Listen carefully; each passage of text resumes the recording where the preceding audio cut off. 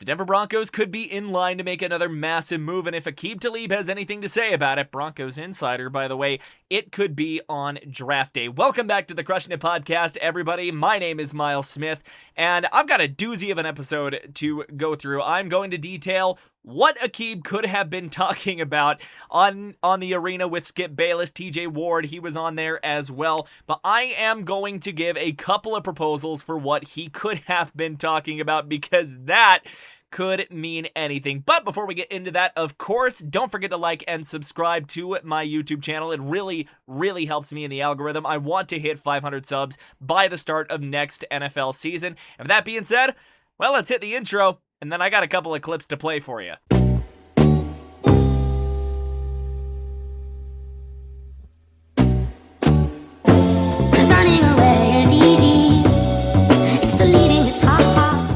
Right, so on the arena, it's, Aqib Talib, Skip Bayless. They had TJ Ward on this edition. I will have that linked in the description because I do have a couple of clips from that I do need to play. But he says the Broncos could go and do something on draft day. And then, a casual hour later in the episode, he sprinkles in. He's like, hey, I'm an insider, by the way, and, kind of bragging to Skip Bayless. It's a cool scene. Again, I do want to play the clip to set up the context. So, editor.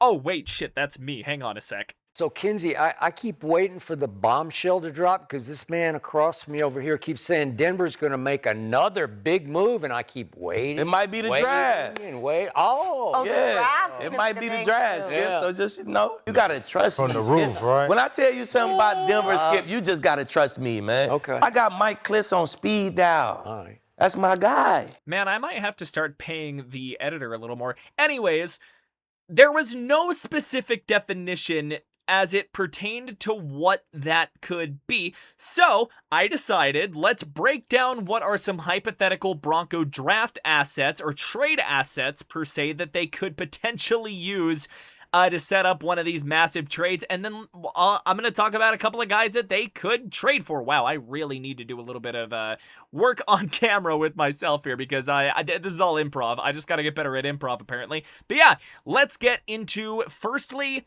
what are some of the Broncos trade assets? That's coming up. That is, it's just coming up. So, obviously, the Broncos do have some pieces to negotiate with here, and I've compiled a list. I got a Google Doc over here, so don't get mad at me for not looking at the camera. Okay, so Riley Moss is a guy that has already been speculated to, the moon and back. Jahdae Barron's waiting in the wings, and honest to God, after the second half of last season, his value could be at its absolute highest. Is it maybe fetch you a first-round pick at its highest? I don't know, but his value is... excuse me, something in my throat there. But his value is extremely high. Another guy, Ben Powers. The Broncos didn't move on during the or so far during the offseason. I think he still makes a serviceable starter for a lot of NFL teams right now, especially some of the more O-line needy teams, obviously. Maybe he's a guy that you could package with a pick to send for an impact player. Now, I think Palczewski has proven more or beyond a shadow of a doubt that he can really play the left guard position well, and he would fit right in the Broncos offense. Plus, it gives, big boy Frank Crum, playoff touchdown scoring Frank Crum, a little bit more time to shine as that extra offensive lineman. And then to kind of round out their high-tier assets here, and these are S-tier assets for the Broncos right now, it's pick 62. Teams really love their top 100 picks. Your rounds 1 through 3, those picks are coveted. Even if the luster falls off of second and third round picks, those are still top 100 picks, and teams try to compile as many of those as they can most of the time. Not if you're the Rams, obviously, but that's a whole other conversation. You could look at moving a guy such as Drew Sanders, though. Maybe some of the more mid-tier assets now. I mean, do we know if the guy exists? At this point, I think that's kind of been the running joke here. For a while in Broncos country, Kris Abrams draine. Kind of potential sleeper guy that you could move. If you don't want to move Moss, you could potentially give Kris Abrams draine a shot to go start somewhere and get some pretty significant compensation if a team believes in the limited film that exists of him enough to make him a number 1 or a number 2 corner. And then as well, your 4th round picks, 108 and 111. You got the one from the Saints and the one from the Dolphins actually moving up in the trade with the Dolphins. They're just outside of that top 100, but they're just close enough that I think a team would be willing to either take both of them packaged, or one of them packaged with maybe a mid-tier asset to move for a guy. And then Jarrett Stidham, a guy that already has trade speculation around him as soon as really the offseason opened, and then as well a guy that thinks he can be a starter in the league as well.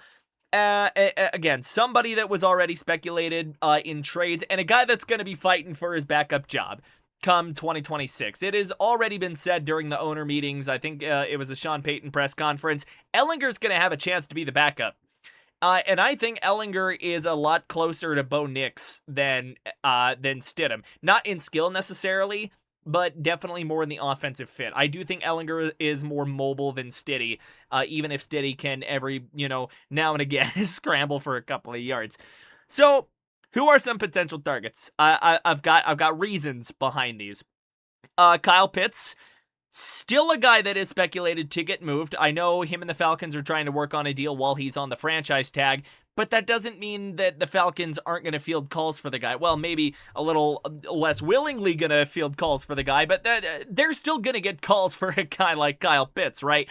And he's a guy that immediately boosts the Broncos offense. I don't really know what you would send. Maybe you throw pick 62 in there. Maybe you throw in a Kris Abrams draine or a Ben Bowers, somebody to go and help that team out. But another thing that's interesting as well is the Broncos were named the top landing spot for the tight end in an article by Mo Moten of Bleacher Report. I hope I pronounced that right. That article will be in the description. Secondly, and this one was kind of interesting as well, it was by Ernesto Cova of the Detroit Jock City site articles powered by Fansided right there. But he says, or speculates at the very least, that Sam Laporta is the, quote, top trade bait. I spelled bait wrong. I'm an idiot. But the top trade bait for the Lions ahead of the NFL draft. I gotta fix that now. It's gonna bother me. There we go. So, my idea here is, would pick 62... if you threw it in with somebody like, again, I keep bringing him up here, but I think he's kind of a sleeper asset for the Broncos, Kris Abrams draine. The Lions are needy as hell at corner. Just inconsistencies, guys can't stay healthy, the whole 9 yards. What if you shipped him a Kris Abrams draine, pick 62, maybe you could get away with KAD and pick 108, for all I care. The Lions moved off of Hawkinsocks pretty damn quick, even though he was lighting the league up. Who says they're not willing to do the same with Sam Laporta? Maybe for the right price, and maybe for the right needs. Breece Hall, we kind of have to bring him up at this point. I imagine that's a situation where maybe you send 62 and Stidham to the Jets for the talented running back, and they're still working out his contract negotiations. He's obviously not the most thrilled about still being on the franchise tag.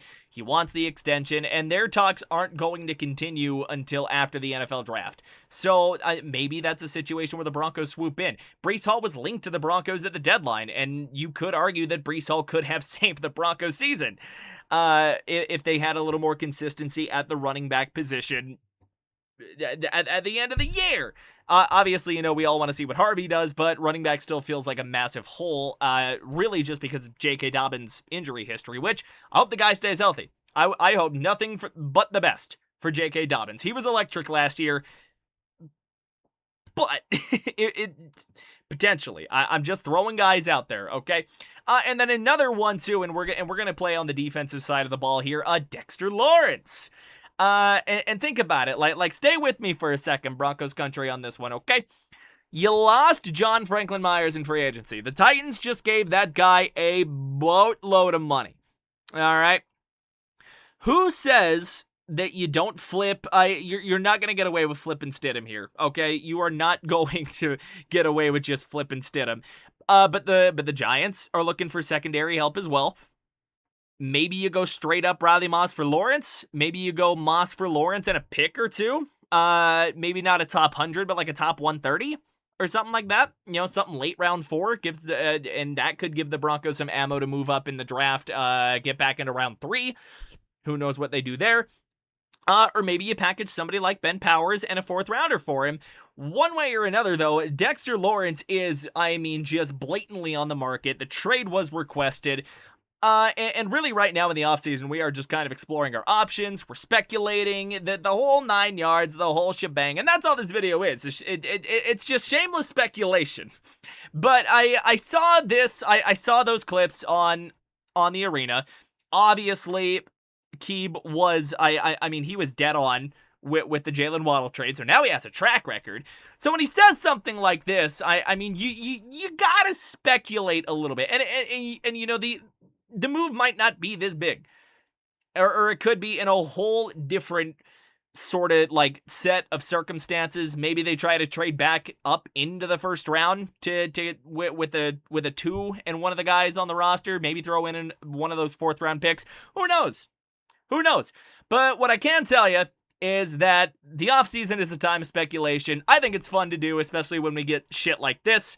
If you liked the video, don't forget to like and subscribe. I know I said it at the start, but, you know, we got to plug at the end of the video. And yeah, let me know what you guys think in the comments down below. I love making stuff like this. It's fun to speculate in what's been a bit of a slow offseason for the Broncos outside of the Jalen Waddle trade. So again, let me know what you think in the comments down below. And with that being said, I will see you all in the next video. Take it easy until then. Miles, signing off.